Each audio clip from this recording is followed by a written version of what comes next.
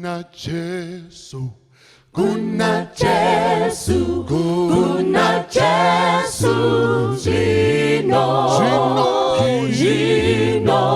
uya kuna Jesu,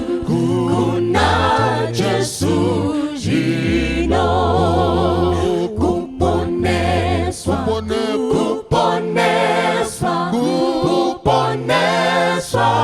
Jino, uya kuna Jesu, kuponeswa, Jino, akwanisa,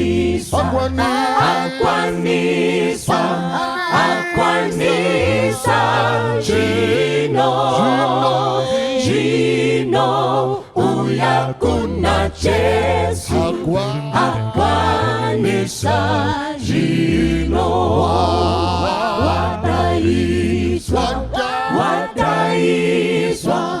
wadaiswa, Jino, uya kuna Jesu, arindira, Jino,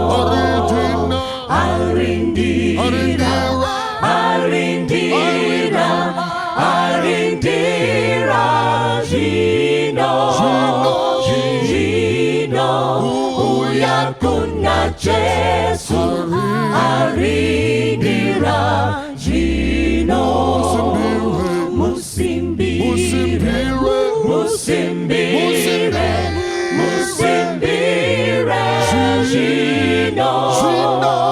Jino, uya kuna Jesu, musimbire, Jino, Combarera,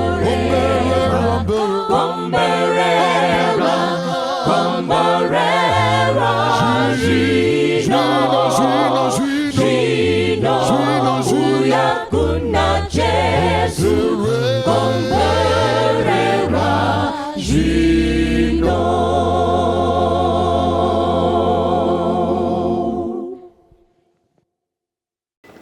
Hello, our beloved viewers. Welcome to the third episode of our series, Navigating Childhood Hard Talk, Father and Son, with the one and only, none other than our beloved Elder Machando. So the last time we were talking about nyaya ye marriage, ndoko yakazo wanzira nditi kuti, okay, what are the proper steps kuti pacho panoita kuti munhu azonzi wakutanga kudata ndepapi, handiti, and Elder highlighted kuti no, zvine preparatory school, handiti, and kune inonzi dating, kune inonzi courtship, handiti, and vakataura kuti courtship kwakutongomezhwa compatibility, dating ndo panoitwa selection, handiti, kuti no, I might be interested in this girl, zvichienda zvakadaro, handiti, then courtship vanhu vakumezha compatibility, marriage is the ultimate goal, handiti. So vakataura Elder vakahighlighta kuti pane matraining munhu aunosangana nawo throughout your life experiences.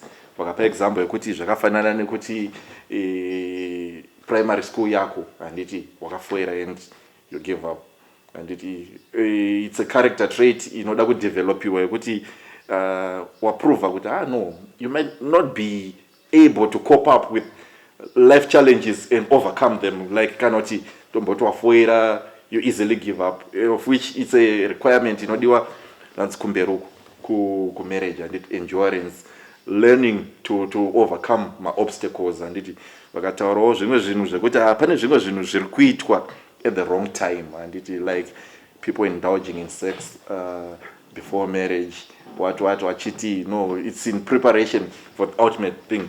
Izvezvi today's episode toda kudzikadzika nenyaya yemarriage kuti takazoona kuti pada vanhu havasi kuziva zvinhu zvavari kusangana nazvo, handiti, kumberuku zvavari kuexpecta kuti alright, the ultimate goal yacho yemarriage ndeyechii, handiti, and zviri kukonzeresa maybe kuti vanhu vatadze kuassessa the proper qualities dzinozodiwa kuti marriage yacho isucceed. So with the help of my elder here, varipo kuda kuti pagwara kuti alright, purpose yemarriage ndeyei, religious wise, societal wise, and ameno kuti ultimate purpose yayo ndei, so that tikaziya zvayakanakira and zvayakakoshera, handiti we know what to assess for the thing to be successful kana tazopindana nazvo. Elder, good to see you again. Thank you so much. Yes. How are you? Nice. Zvakanaka kusangana zvakare. Tiri kudzidza Elder. Handiti Elder ndinombona mamwe maseries enyu. You get emotional. Vana vachibvunza. And kwamuri, you know, the questions might seem petty and obvious. Munhu ari kubvunza zvinhu hauzivi here kuti, but Elder, have you ever considered kuti pada vana havasi kutoziya kuti purpose yechinhu ichi ndeyei mapabata? So mukusaziva ikoko vakufunga kuti amen, mukusaziva kuti alright, ultimate purpose ndeyei, zvino lead to the wrong preparation mapabata. Kuti I put it on your parents. Zvinhu zvikuti isusu takukura chizoti mumba munani mai nani nababa. Handiti manheru vana munorara kwenyu mai nababa vane kwawo. Handiti kwachiri ndo basa remarriage. Ndo basa remarriage. Baba endai kubasa, mai izvezve vakuenda kubasa chichi nhasi kana ndikabopiwa mari yechingwa namama mangwana ndodai nadhedhi mapabata. So ndo idea. Vamwe ameno, vamwe vanofunga kuti the ultimate goal kana kuti the key to a happy marriage is sexual compatibility mapabata. Hence they feel the obligation to try out sexual compatibility vachirichi dating courtship mapabata kuti no, pada since end game is legalized sexual intercourse, so I have to make sure I pick the right partner and only satisfy sexually. Hence ndosaka pada mchizodzwa mubvunzo munobvunzwa kuti chii chakashata kurara nemukomana wangu kana kuti kukisana nemukomana wangu.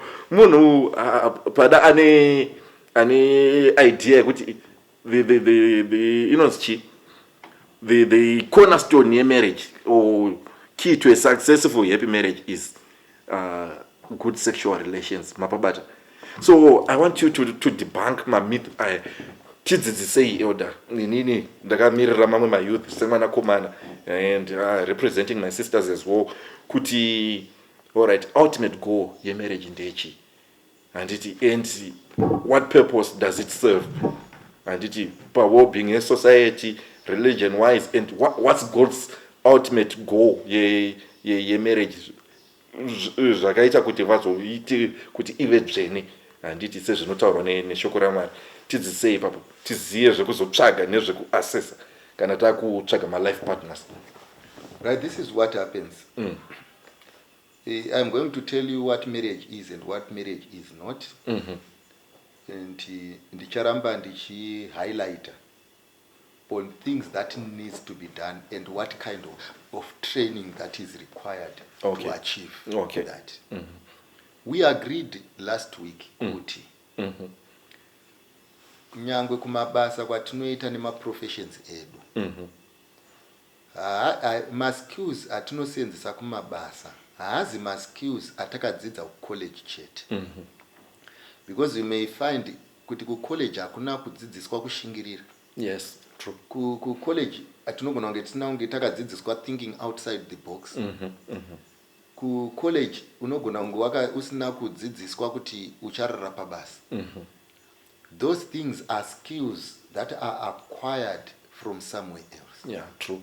Even my relations with my fellow workers. Yes, even my relations with my fellow workers. Is part of curricula ku college. The assumption there kuti some of these social traits you got them from somewhere. Yeah. So what we need to agree on there kuti in all aspects of life you are in a training institute. Okay. Usafunge kuti kuve ne degree usina the social intelligence zvichakuchengeta kubasa. Okay. Because you need all these things ende zvese zvinobva kwakasiyana. Okay. Our main thrust yakanga iri yekuti he who cannot obey his parents achimhanyisana newe musikana anogona kunge achinakidza nhasi asi obedience haisi mari. Okay. Whether azowo kumba kwako, never think he is going to obey, because he skipped the lesson or he failed the lesson. Saka submission aitangire kumarriage. Submission is not a requirement ye marriage. Marriage proves whether it is there or not. Okay, all right. Continuing, yes. So people are taught to submit in day-to-day chores. All right. Musikana mudiki anotoziva kuti this is my big sister, akati stop it, I stop. Yes. So she who cannot submit to the bigger sister, who will not submit to the husband, because submission was never in her curriculum. And it was never thought to be something important. Saka mai pavanoti mukaina 6 mutsvaire, they are not only teaching you sweeping, they are teaching you also the moral value yekuti izvo, because mom said it, so it must be done. Yes. And because it must be done, it must be done well. Ndosaka mai vachiti zvopatsvairwa dzokorora. It is wrong. You have to be thorough. Yes, it is wrong kuti watsvaira. Hapana watsvairika mai vomba vatsvaira kana kuti wotuma the bigger sister. It is wrong. Okay. Pamusana pekuti izvo, you have gone through a subject of life and you have not been allowed to gain perfection. Okay. Saka panyaya iyoyo yeperfection watove a drop out. All right. Saka ndosaka vabereki vai insista kuti ndiani suka ndiro idzi. Zonzi ndi Joy. Zonzi Joy suka ndiro zvakanaka. Okay. Iye anochema achidzisuka. But she has been trained. Yes. Yes. And that training does not only work pakusuka ndiro. That's where I'm coming to. It's a principle you instill in one. Yes. But I nyora kuchikoro wenzi writing yako haisi right. Iwoti izvo chero imi mandibvunza zva Hitler ndiri kumuziva. Saka writing ine basa re. Issue yakanga iripo. Yes. It was training a certain aspect of you. Yes. Now, here we go. Ndaringa ndichitaura newe step back tichiti. Munhu akati ndoda kunoita makanika. Yes. Unopedza 4 years. Achingobvisa mavhiri nekuageza nekupomba.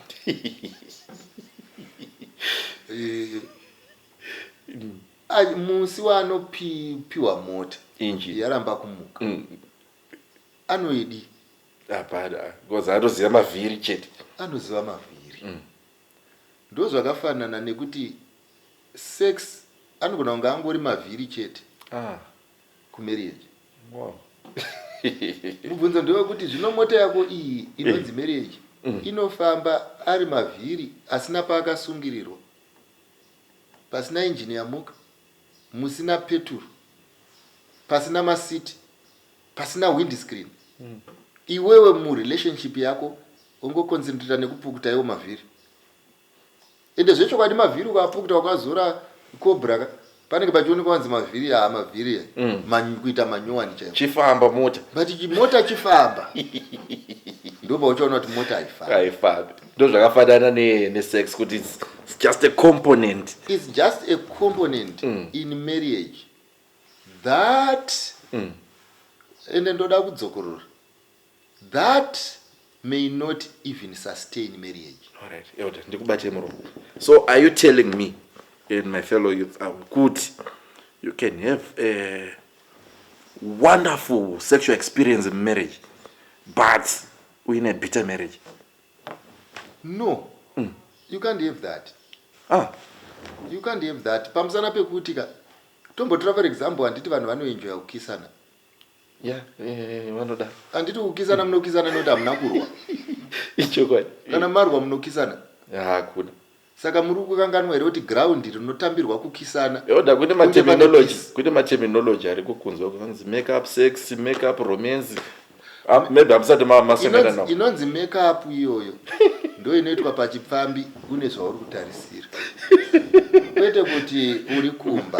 Kumba akurezo. Kana kuri kumba tumatemzi twese itwo. Akuna. Unoona kuti hatushande. Kunongonzi kunyengedzana nemashoko. When people have differences, atinoti irreconcilable differences mu marriage kana taakuzotaura havakisani. pamusana pekuti izova nezvinhu zviri kupisa kudarika kukisana zvekuti kungonzwika kuti ungochifunga kundikisa ipo pane nyaya iri panapa itori mhosva.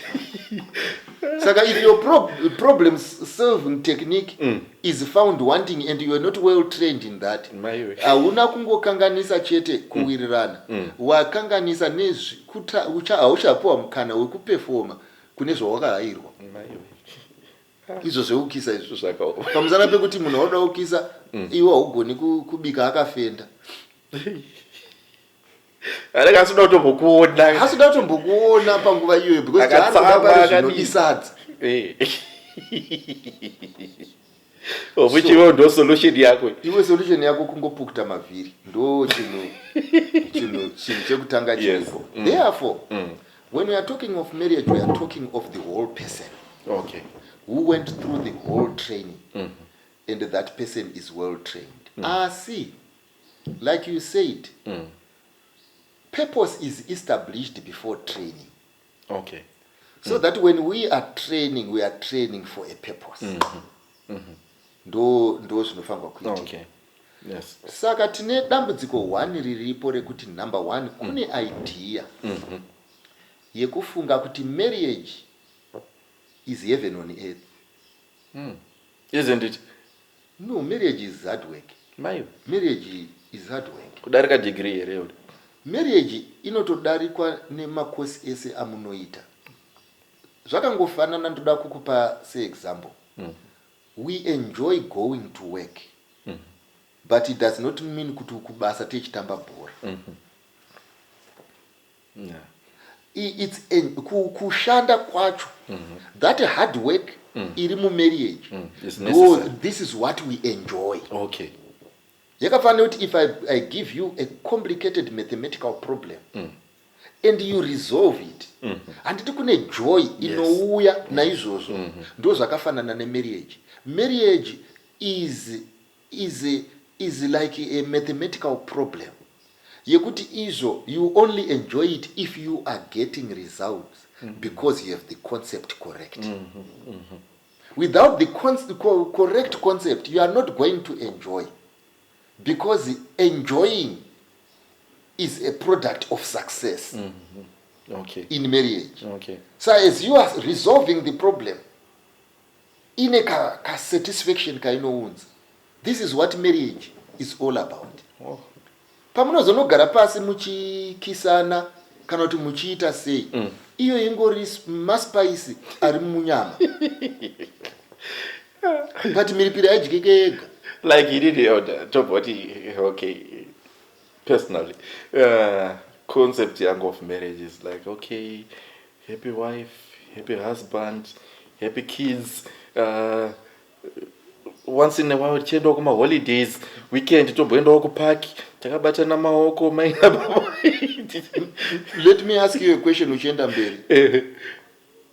Do you believe that happiness is a product of something? No. Happiness does not exist in isolation. Yes, true. Saka, the question there is, if your wife has to be happy, what is the investment that you must be made for her to be happy? Okay. You get what I mean? And the whole challenge iripo, yekuti people are looking forward to happiness. Isina input. Okay. What makes her happy? Yes, happiness is a product of something. Happiness does not survive in isolation. Kuti ukangopinda marriage ungosangana nayo. Ndakutongofara because ndiri. Zvakafanana ndangopinda kubhora saka ndakufara. Zvinoda kuti team inge yakawina for me to be happy. Kana team iri kujurudzwa, there is no way I can happiness. It's a product of something. Okay. Now, if we want a happy marriage, we do not daydream. What we do is we say, do we have the ingredients that constitute a happy marriage? And what are they? So that's why a young lady who is capable of being happy is not happy because the young man is now dating his secretary. It does not mean this lady does not have the capacity to be happy. But the environment is now toxic. It is not providing her enough space to prove who she is. So happiness won't manifest in such an environment. Yes, it is not manifesting in such an environment. And what does it talk to? It talks to the fact that you had the capacity to be happy, but you brought in ingredients that do not sustain happiness, but destroy happiness in a subtle way. Yeah. So, even this sex yamuri practice, like I told you, sex is like a spice. Inoda now kuti iri kunoiswa papi. Nyama hauna, supu hauna, vegetable hauna, ungori nesadza rako nemhiripiri. Unopedzera wakutaura kuti mhiripiri inovava. Nyamba kuvava kwemhiripiri kunaka kwayo, asi inonaka yakaiswa pane imwe substance. Substance yacho hauite sei? Hauna. We are not saying sex is not good. Sex is good. But ndoda kubvunza kuti where is the relish on which this spice is going to be considered worthy? Okay. Mongoita hiyo basa rekuti ukatimbaza dzoro mhiripiri yako, ukatimbaza dzoro mhiripiri yako kusvika gore riperi, no protein, no what, no nothing. Chatakagarira panapa. Sadza nemhiripiri. So, marriage is not a license to sex. Okay. But not the common idea iriko kunzo kuti ichazo legalize kwa. But the married may have sex. And murambe mchisa may. May. Yes. It's not automatic. It's not automatic. It's not given. It's not given. Because there are also other factors that can affect that parameter. And if that parameter is the only parameter that we're looking forward to, you are not going to enjoy marriage. No. Why? Because should that parameter fail, everything has failed. So we cannot have sex as the foundation or the core pillar for marriage. That's the reason why sex is being sold everywhere else, but people are still maintaining their marriages. Why? Why is it that munhu anonoita upombwe kwaita upombwe asi anodzoka kumba achiti kuno ndo kumuri kwangu otoudza girlfriend yake kuti usafone ndiri kumba because kune mhuri yangu handidi munhu anondiurayira mhuri yangu ari kuburitsa pachena kuti izvo sex is not everything. You may have it but it does not constitute. On its own it's not enough. It's not enough. Wandipa ako sex kunomba kwako ndakwenda umba kwangu. Aye. Yeah, okay. So, when I say you may not have it, kune zvinhu zvakawanda zvinoita kuti even vanhu vari kuda kuve sexually active vasave sexually active.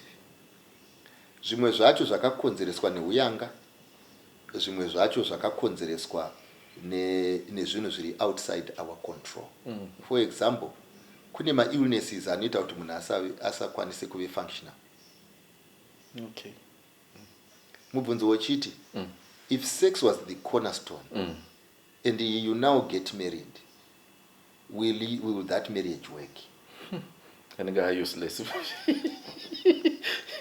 Because it does. If your husband today or your wife were to be involved in an accident, have paralyzed from the neck downwards, will you still keep her? If all that she came for was sex, the deliverable was sex.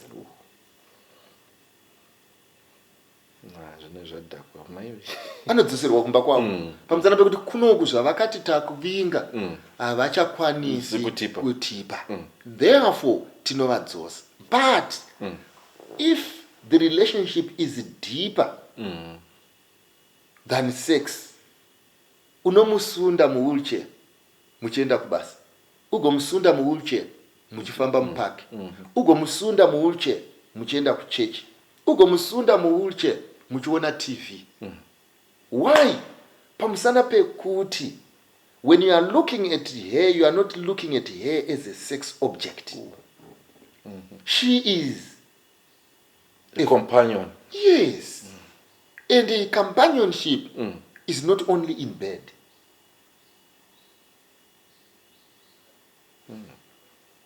Now the question there is, even in your relationship, are you deriving value without these other deliverables like kissing, sex, and what have you? You must know what you cultivate is what you are going to reap. That's the first level. So marriage is not about sex, and the marriage is not a garden of roses. Marriage is hard work. Okay. Number 3, marriage is a mind game. Mind game. Yes. My mind games are actually You know what happens?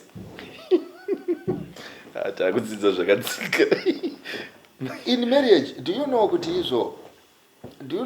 alright, ndombotora music. Munoziva kuti there is a cappella. Yes. Kune instrumental. Instrumental. Do you know kuti izo kune vamwe vanoti izo some of the elders will say inziya dzenyu dzekuti bam bam bam bam bam handidiwa nambodzinzo.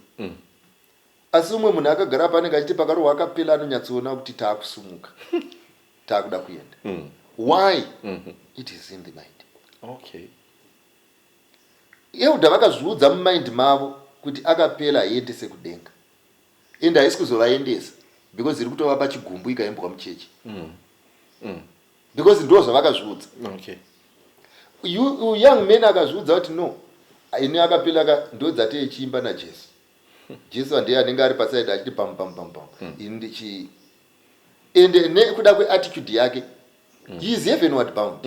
You may think he is going nowhere, but mumind make ari kutozviziva kuti this thing is taking me upwards, and upwards is going. All right.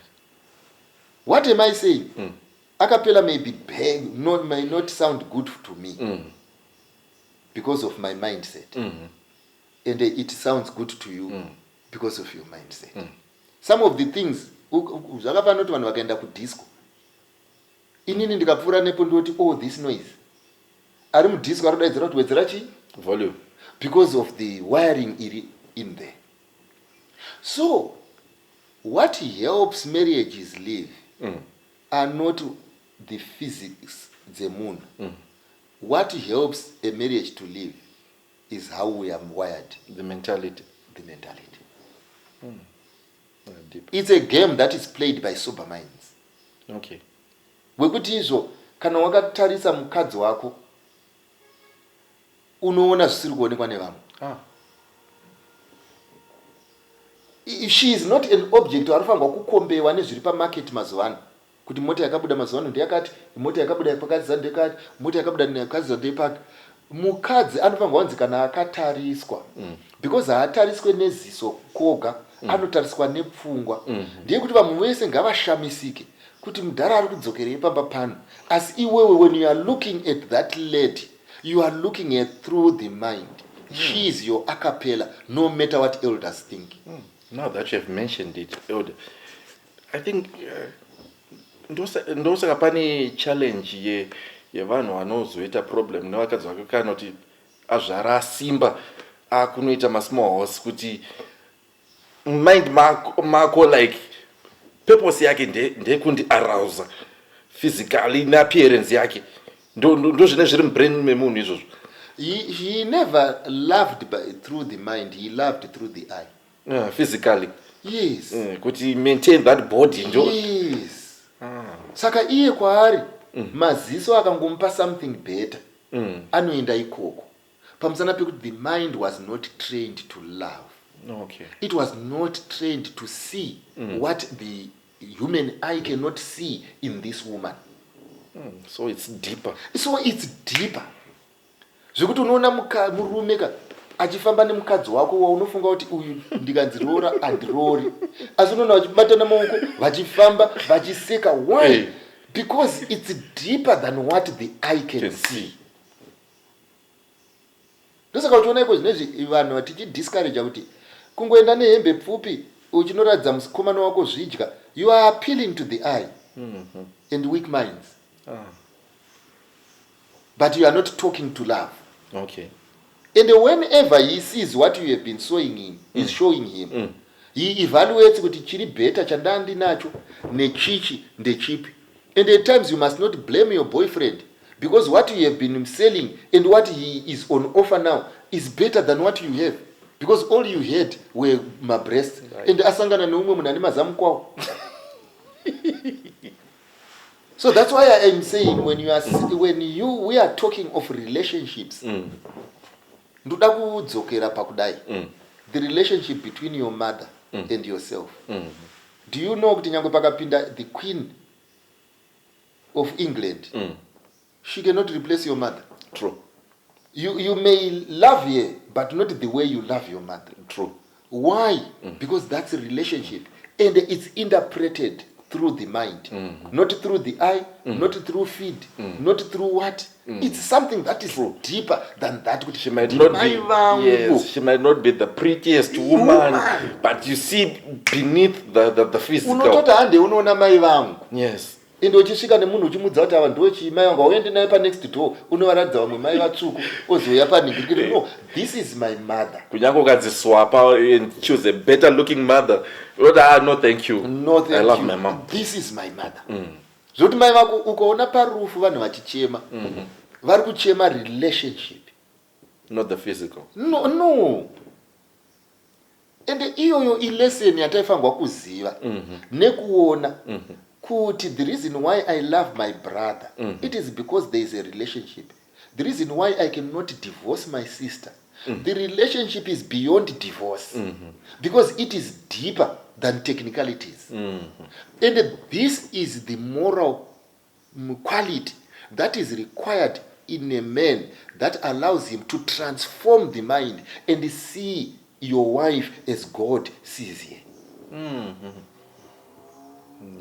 That's why Mwana achiti, marriage is acting the relationship that is between God and his church. God was not saying the relationship between his church and himself was perfect, but he viewed the church in an eye, with an eye that sees no evil. That's why there is justification. We are in Christ. Yes. Mwari ari kuedza kutipa the value that human eye cannot give. Oh, this is deep. So elder, pana vese mayouth vari kuindulge, they're investing wrong investment, vari kuindulge in sexual activities. They won't receive dividends. There are no dividends for that. There are no dividends for that. It's a waste of money. It's a waste of capital. That is the honest truth. And does it guarantee a happy, successful marriage? No, it does not guarantee a happy, successful marriage. Zvakangofanana nekuti izvo ndoda kuita a professional soccer player asi ndoda kungotraina kuheader ball.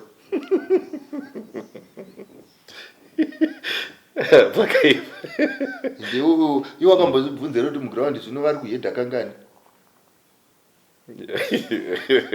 Anogona kubuda asina kutombohedha bhora. Anogona kubuda muground usina kutombohedha bhora, but still bhora rinenge richinakidza. Pakadzika. Zvokuti zoti vari kundirambidza zvavo kutamba bhora, but ndaihedha bhora kubva makuseni kusvika manheru. Shamwari, panapa tiri kuda a wholesome soccer player. So, Elder, how do we cultivate this mentality yamuri kutaura yekuti you see beyond the physical? By the renewal of mind. The mind that cannot be renewed today to say this is wrong cannot be renewed tomorrow. Renewal of mind, munhu ano accept kuti this is not taking me anywhere. I need to change the approach. This is not taking me anywhere. I need to change the game plan. Saka renewal of mind is a principle that people must accept, to say there are things that I may believe are right, but they may not withstand the test of time. And when they've been proven kuti hazvishande, I need to renew my mind and say there is something bigger in marriage than what meets the eye. Yes. Renewal of mind inofanirwa pakubva pakuti, how come that beautiful woman who has all the figure that I thought would produce results, how is it that vari kudivorce? How is it that havasi kuwirirana kumba? How is it that people who have been in bed together and having sex and tomorrow they are divorcing each other? You need renewal of mind to say, what I thought makes marriage work is not what makes marriage work. Because if it was that, marriages would not be hitting the rocks. Renewal of mind. Okay. But people are reading the divorce statistics, but the divorce statistics are not talking to them. Yes, true. When that marriages are not working. Why? Why? Nobody interrogates. Ipa vari kubva kumuka kubva kumumwe mukomana otaura kuti inini ndikaona marriage yababa vangu so ndonzwa musoro wangu uchitema ndobva ndafunga kuti bheta kusaroorwa. Hausi kufunga. All you need to be doing is to interrogate. Why is it not working? It is not working because when your father married, he was using the same mindset that you are now using. And the worse off, yake yanga itombori nani. Yako it's worse than yanayo. Saka you are going to fail. But tsauko ndewe kuti you fail earlier than your father. Vadhara wakudhara vaiti vakatombobva pamba aipota achimbodzoka. Vamazaona vadzoki. Vadzoki unongonzwa kuti musikana akakwira akaenda kuUK. Iwe funga kuti kunotsvaga basa. Namba kutiza murume. So we need a change of mind. I wish you could appreciate what laughing from the mind is. Yes. Don't you try to kudzidziswa elder. Ipapo because we have been bombarded ne sexual education yekuti we think sex is everything. Mapabata. Even masongo atoripo ndina kuvinga masofa what ndipe zvanda we think no cornerstone base like sex is glorified and the way the devil is doing it ndozisora tiri kutarisa naro chetero. You brought a issue iri imperative and I'm happy you are the one who is bringing it. Do you know kuti social media is training center? Do you know narratives are training centers? And all these training centers are aiming to produce results. Yeah, true. And the other negatives that you are talking about, like divorces, they are narratives that we accepted. And whoever brought the narrative is happy when the marriage hits the rocks. Why? That was where the narrative was leading us. Whoever taught people that sex is everything. Saka the narrative, sex, whoever is pushing it, ane harvest yaari kutotarisira. It is not to preserve marriage. So, this is where we are now fighting. Pamusana pekuti izo, like I told you, kuti everything chatiri kuenda through a training center. The reason why we choose do not accept sex before marriage. From the Bible and from your parents. They know. It is a training center that is not meant to sustain your marriage. It is going to destroy you in future because you will be measuring a minor requirement. And as you saw it. So people vari kufunga kuti vari kuudzwa pa social media and everywhere else zviri kuvabatsira to improve relations. No. It's a seed that is being sown to destroy a relationship. True. Pamusana pekuti izvo, the principle inoshandiswa naMwari reaping and sowing, for example, inoti izvo, when you plant a seed, you are sure to harvest.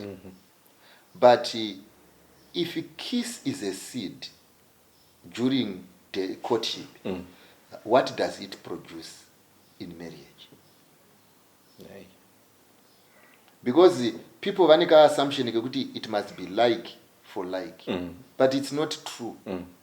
Ukadya gwavha rinonaka, ukatora mhodzi dzacho ukadzidyara, hazvireve kuti uchaita muti une magwavha anonaka. Because the seed haiti like for like.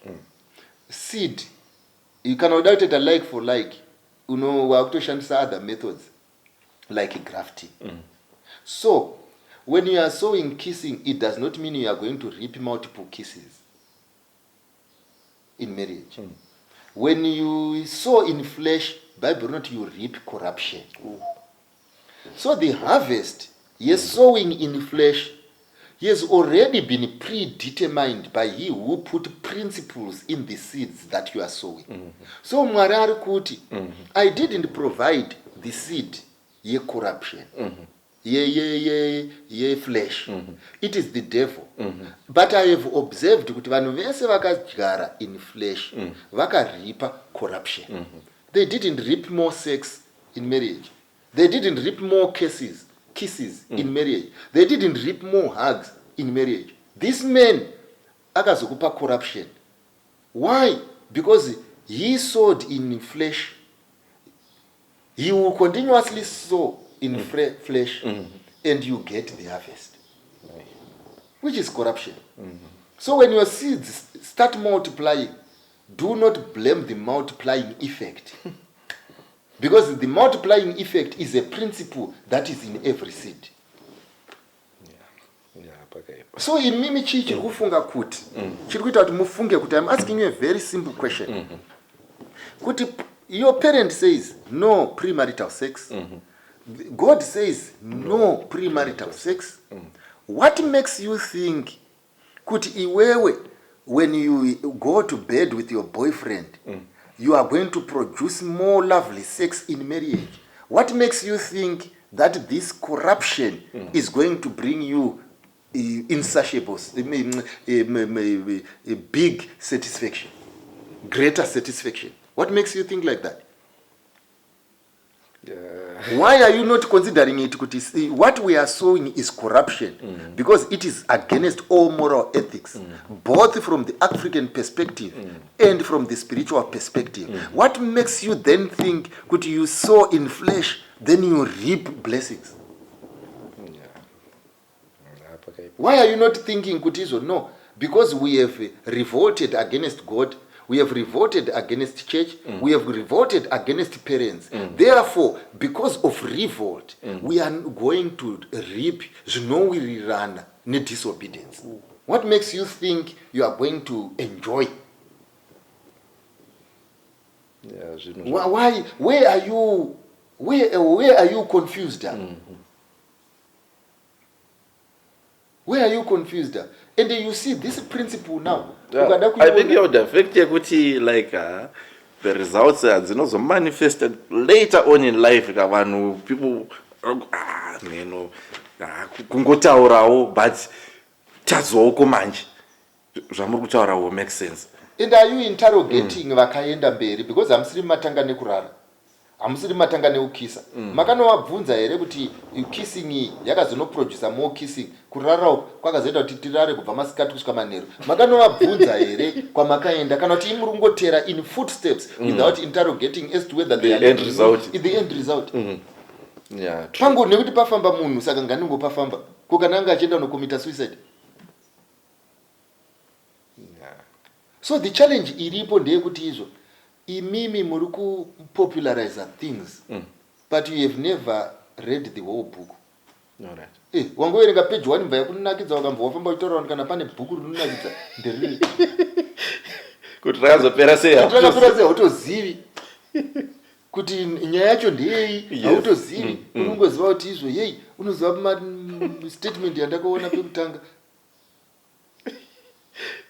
But the only way we can improve is tikadzidziswa the pillars of a happy, successful marriage. Mapabata. Then we know what to invest in. Naba matotudza kuti investing in flesh? One. If you concentrate on the physical, chete, bound for disappointment. Good.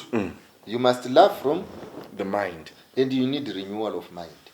You need to know zvinoshanda nezvisingashandi. And you need also to accept kuti whatever media that you are following is a training center.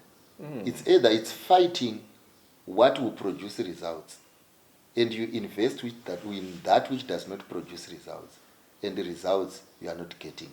How does it talk to our relationships? Kudais. There kuti muka pa relationship matanga. Let this narrative be destroyed from your mind. Yekufunga kuti relationship is something meant to amuse us, to appease the flesh. Kufadza nyama. No. Relationship is when you are building a relationship with someone that lasts. Okay. And that relationship is not based on sight, it's not based on feeling, it is based on intellect. It is stored in the subconscious mind. How good this person is. Okay. Mai vangu vaitombondirova. But still you could see the love behind. Yes, and now I see the love behind. Kundirova. I don't hate ye kwa kundirova. Mai vangu vakatombondirarisa nenzara. But I don't see it that way. Because when the mind interprets it, we are seeing the love behind kundirarisa nenzara. Mai vangu vaindimutsa makusenseni kumhanya kuchikoro. It was not palatable. I didn't enjoy it. But now when the mind processes that, it sees the love behind it. Those zvakafanana relationship between mukadzi nemurume. When the mind processes what is happening, the mind must process it and see this was for my good. Order. This woman means me well. Yes, ndaona a different light Mnozia, now that you have explained. So zvakada kungofanana ni the way we build my friendships kuti you get to like someone because unaona kuti he's after my own good moon. Kuti okay, this woman no one understands me like her. Ndo pane nyaya papa. And you love that person based on that kuti she might not be the most beautiful person, but neni tinonzwanana akadai, but character irreplaceable. Ndozomuwana kupi mumwe wekuti I don't compliment in such a way. Yes. It's something that is coming from the brain. I can't miss this. I must have this. This person compliments me. And it's the brain that must acknowledge, not the feeling. She derives the joy in seeing me happy. Yes. Zvekuti akanzwa kuti ndapfuura nepapapa anofara, akandiona ndiri muchechi ndichifara anofara, akandiona ndichichema anowari, anoda kuziva why, and she makes it, or he makes it a point kuti she is not the source of my bitterness. Wow. And this is quite amusement. Yes. Quite someone arikuda kundisenzesa as a sexy tool and later dispose of me. No. Munhu ari after my welfare and happiness. Are after my welfare and happiness, and the brain must confirm that this is the person. Yeah, she might not be the most beautiful, but irreplaceable in my life. But we are compatible. Exactly. Wow. So that every time nyangu uri kubasa, if things zvikatanga kurema, when you go home, you know the source of peace. Yes. Kana ndaenda kumba, there is someone out there wekuti nyangwe chandida. Yeah. Kumba kuriko. And it's a better place than here. And handisi kuzofa nenzara. A plan is going to be made. Wow. Yoda. Why isusu yoda yoda. Man, my wisdom nuggets kune my youth vari kumanzo vasati yoda. This is profound. Because the narrative yatanga tiri kupiwa it was so detrimental. And but ndimaiverenga vana Romeo and Juliet. But as a Romeo and Juliet, the principle that was being instilled by Romeo and Juliet had nothing to do with the physical conduct in a moon. It was love that lasted. But iko nezvimwe dzimwe love dzekuti munhu akatosvika kumba kwenyu chaiko akanzizwa nababa wako rusambo $50 yanga achifunga kuti 40 akutoenda.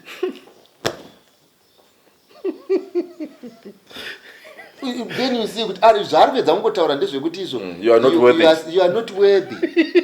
The commodity that you are selling, I can get it somewhere else for $40. Wow. That means the relationship yaanayo newe is replaceable. Of which hazvifani kudaro. Unofana kuita munhu wekuti unotoona kuti irreplaceable. Hapana kwandinoona futi munhu anondinzwisisa kudai. Ndo ukatarisa vadhara vaiti mukadzi wake avakura paya murume azofa kana kuti izvo mukadzi azofa, anenge achingotaura kuti baba venyu dei vanga varipo taidai, Wow. baba venyu dei vanga varipo taidai. Wow. Zviri kubuda pachena kuti ari kuappreciata kuti when this woman or when this man was alive, I had a friend. Ende ukatarisa vanhu ivavo vanogona kunge vasisiri sexually active asi havasiyani. True. Saka imimi mune relationship which is based on sex. After the sex is done, then what? Mayouth ka mama akunzwisisa mibvunzo yamunobvunzwa kunzi saka chii chakashata kurara nemusikana wangu what like no mentality yatakati nayo semayouth, and vazhinji can confirm kuti that's how we were viewing this thing, kuti you have to be sexually impressed na someone. Why? Because zvinofanira kuzofaya mamukatu. Why? Because trikuti you have to stick to one wife. So I have to make sure kuti chi department iri until we die. If I'm to remain faithful. Mababata pa point yacho. So ndisati ndapindana nazvo. Regai tione kuti trikuwirira re department iro. Of which we have been conned. You have been conned and you are assessing the wrong parameter. That parameter, those are acquired skills. No. So we cannot base a relationship based on acquired skills. Because even in acquisition of those skills, we do not get them zvakafanana. Nyangwe kumabasa chaiko umwe munhu anoperforma better than you. But that does not render you useless. Yeah, true. So kana ukada kuitora iyoyo says the cornerstone of marriage. That means uri kutraya kuti izvo chichangodzokerwa pano. But variko vanhu vazhinji vane zvauri kugadzira ende vamwe vanazvo naturally. How will you stand? Yeah, true. So inini I say, in summary, marriage will be enjoyed, but the way we enjoy marriage is different from the way people are perceiving marriage to be. Okay. Marriage is hard work. Marriage is patience. Marriage is love. Marriage is long suffering. Marriage is a kind heart. Marriage is responsibility. Marriage is being accountable to someone. And all these things do not come naturally. Yes, you have to train yourself and cultivate them. And cultivate them. So during the time of cultivating these, you are not cultivating. You are destroying the seed that cultivates.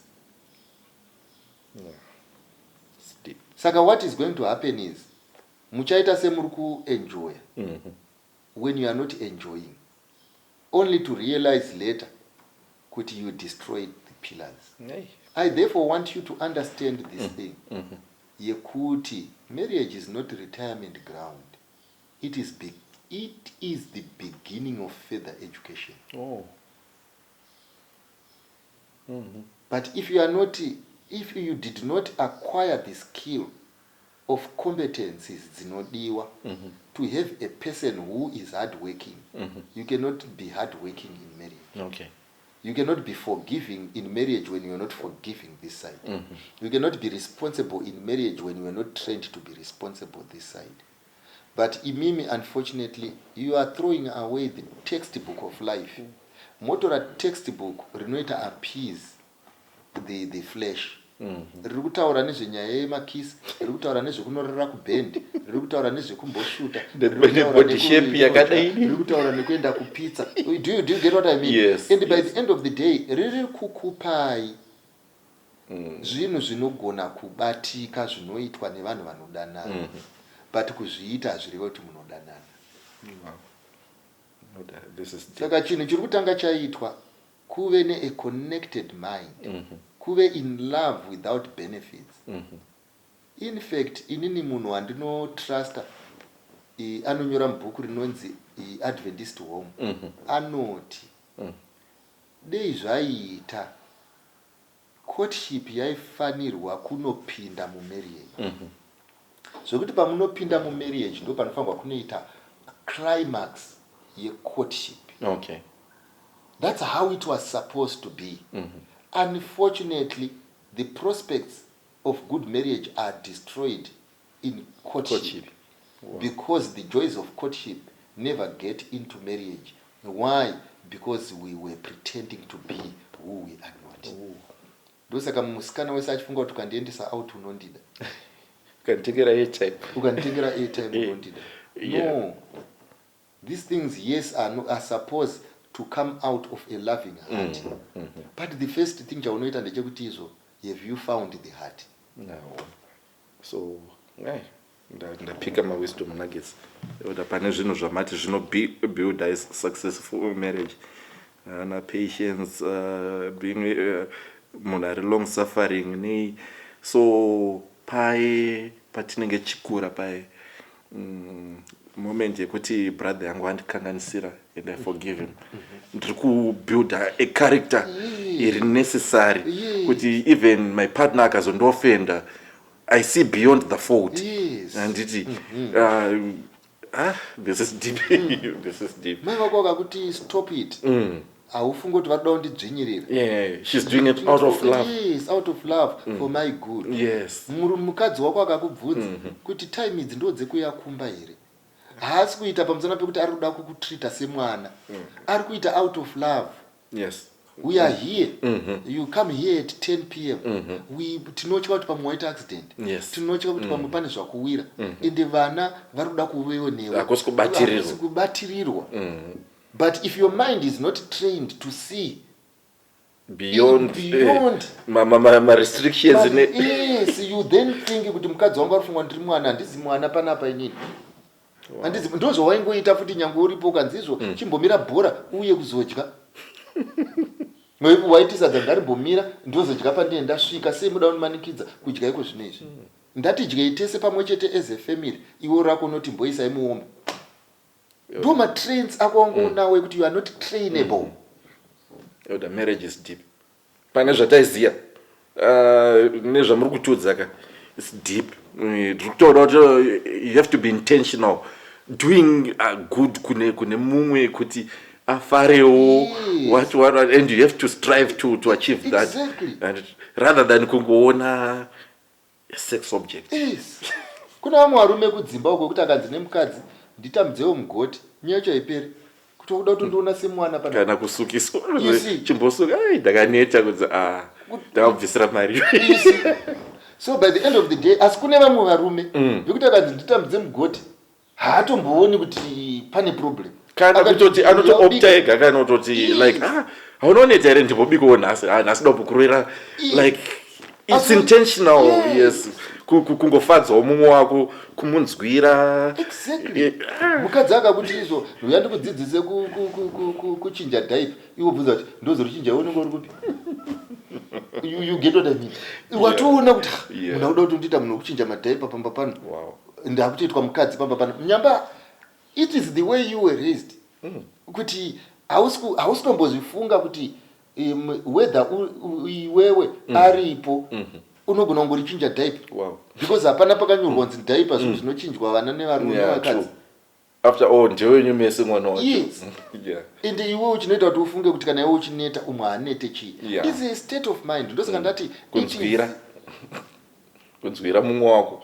So it's we have to be trained these things because the order like the devil kuvakomana ari kuvadzidzisa to be sex centered but you want easy sex without commitment nini kuvasikana it's all about extracting material benefits at whatever cost. Yes, muri pabata kuti mukomana ari kuti okay I do these things for you but kana ndauda sex I don't expect you kuti undinyime.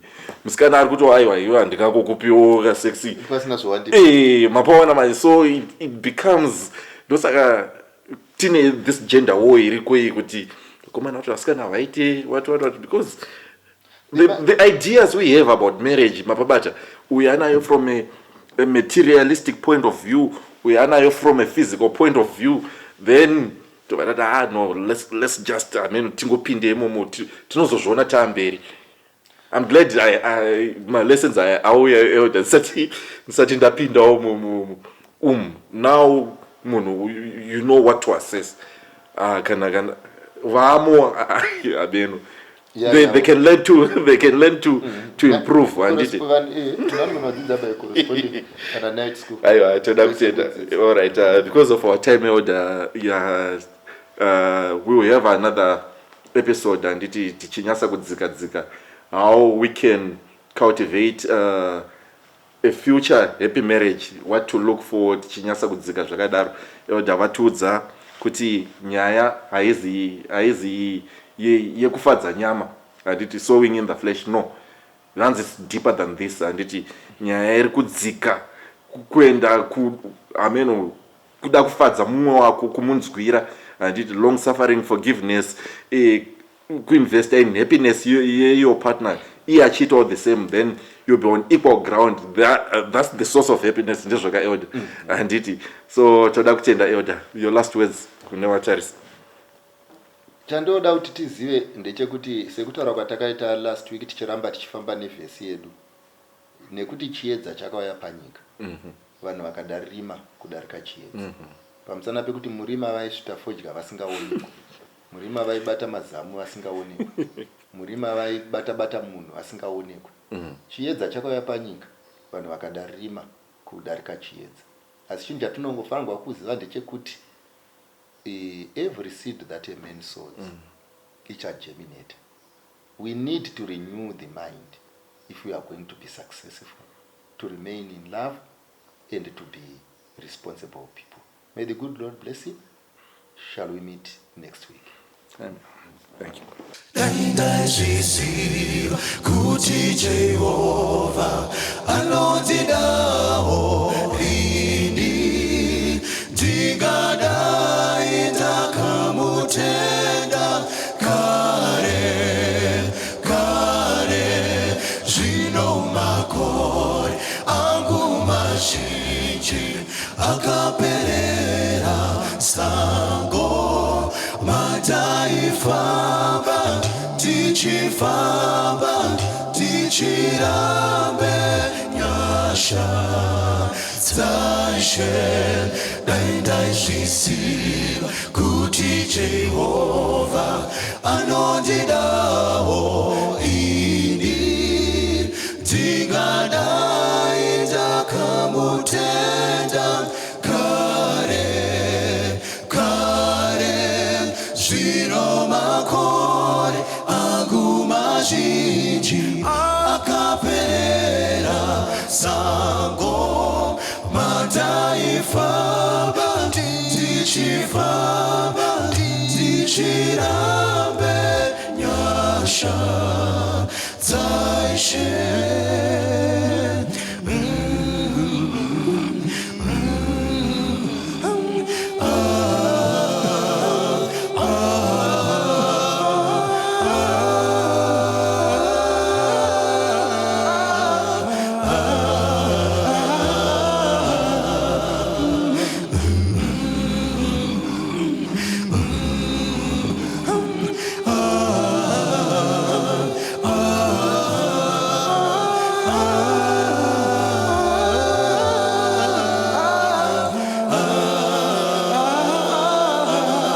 Zvino makore angu mazhinji